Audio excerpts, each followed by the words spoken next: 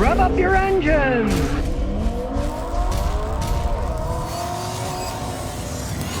Mitchell writes, so Scott, I got 93 4Runner V6, no OBD port. How can I see if it's running too rich? Well, use your finger. Start it up, and after it runs, stick your finger in the exhaust once you shut it off. And if it's all black, you know it's running rich. Pull out the spark plugs, look at them. If they're whitish, they're running right. They're black, they're running rich. So you can check it easily by checking the spark plugs too. I could do it my fancy way. I actually have a exhaust gas analyzer. I could stick it in the tailpipe and see exactly how it's running. And with, of course, OBD, you can just look at the stoichiometric ratio to see if it's, running rich or lean. That's easy to do. But on that, use your finger. See if it's all black. Take a spark plug out. Look at it. Jesse Stillman says, hey, Scotty, I got an 04 Mitsubishi Galant V6 for free. The transmission's going out and the stop slips seem to help. But if it goes out, do you think it'd be worth replacing or fixing?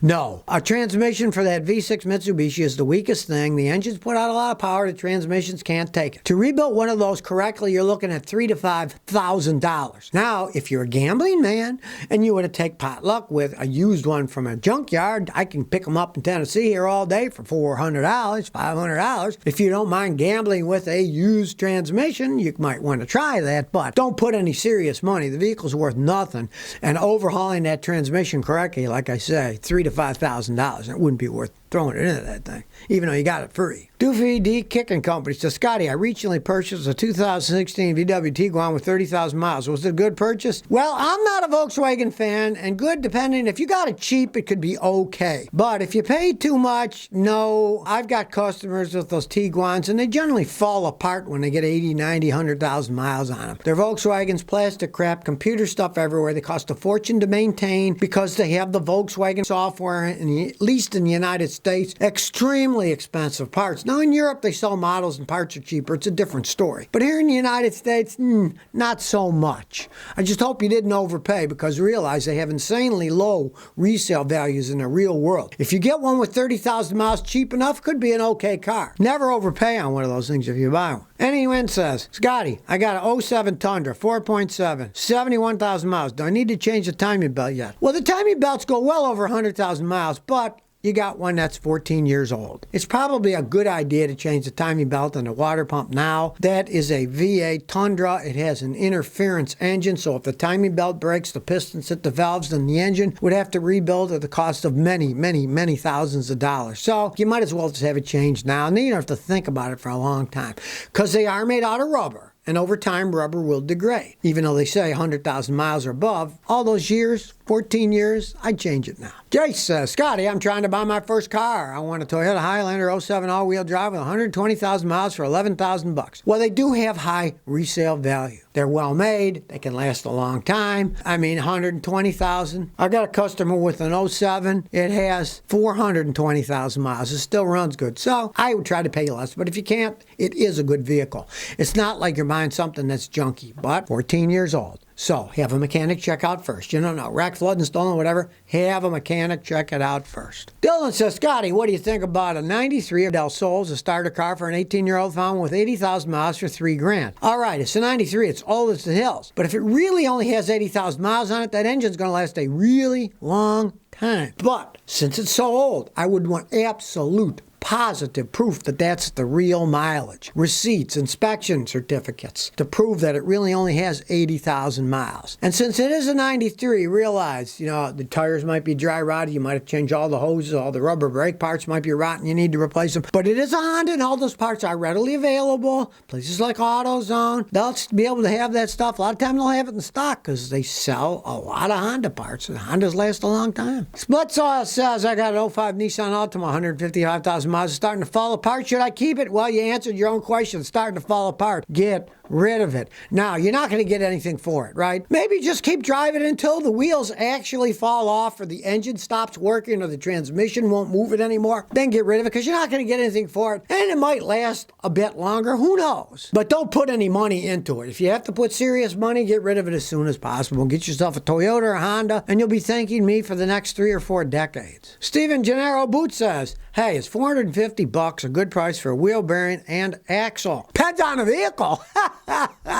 Some are real expensive, some are cheap. You can get wheel bearing axle assemblies at places like AutoZone. It might cost you $60-80 for the assembly, and they just bolt on and off. You can easily do it yourself. But if you got one where you gotta press them in, or like a BMW where the parts cost a fortune, that would be a good price. Everything depends on make, model, and how you're planning on replacing it. Are you replacing the whole axle assembly with the bearing built in? That's going to cost more than one where you buy that $50 bearing and then press the old one out and the new one in. It all depends. William Toodle says, Scotty, how long do manual transmissions last? Well, they can last virtually forever if you take care of them and don't do burnouts and don't shift and grind the gears. They're pretty simple devices. They just have gears on rods and you move it from one to the other, and as long as you take care of it. Now, clutches wear out eventually, depending on how you drive. A good driver can get 100,000 miles out of a clutch. A bad one can get 15,000 miles if they're doing burnouts all the time and shift roughly. But the transmissions themselves, if there's a good manufacturer,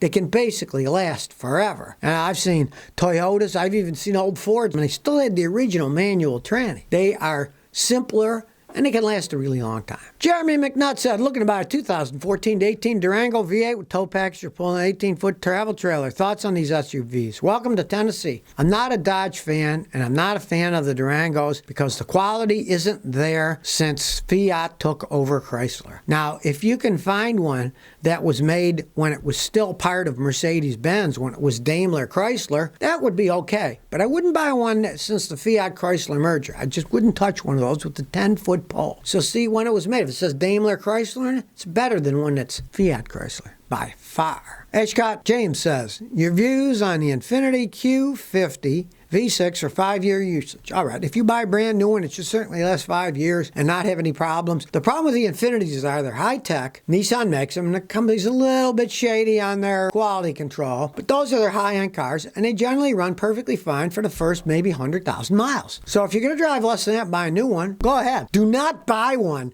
that's got 100,000 miles on it and think it's going to last for 5 years because you'll spend a fortune fixing it. Realize that. Jeremy Barrett says, Scott, I got an '07 Dodge. The oil light comes on after I drive 30 minutes. I already replaced the oil sending unit. The oil level's fine. Thoughts? Now, let's say the oil light comes on. Does the engine start clanking? Clank, clank, clank, clank, especially if you accelerate. Clank, clank, clank, clank. Then you really have an oil problem. Now, if it doesn't clank, it's not a real oil problem. It could be that something's clogged up. Put some compressed air, blow the hole out. It could be clogged up and it's not reading right because the hole's clogged up.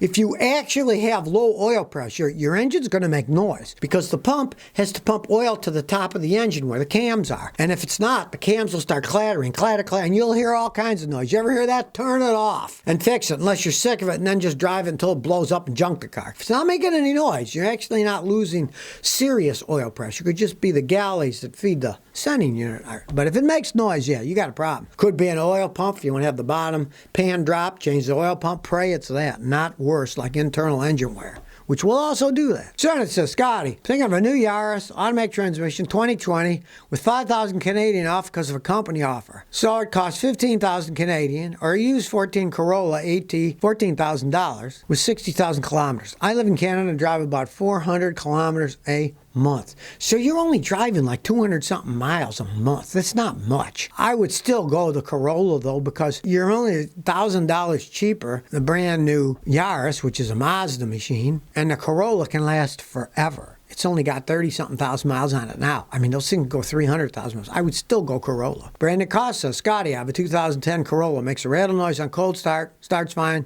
Anything to worry about? All right. Those have variable valve timing in them. As they age, a lot of times that VVT assembly will rattle as soon as you start and the noise goes away. As long as it goes right away, it's not hurting anything. If it starts rattling all the time, even when it's warmed up, then you're going to have to repair that system, which is very expensive. Could be timing change, variable valve assembly might need replacing. But if it only does it when you start it up, you might try putting a little Lucas oil additive next time you change the oil. And that often can quiet them down because it's got molybdenum bisulfite and stuff in it that can lubricate the metal so it won't make that rattling noise when it's cold.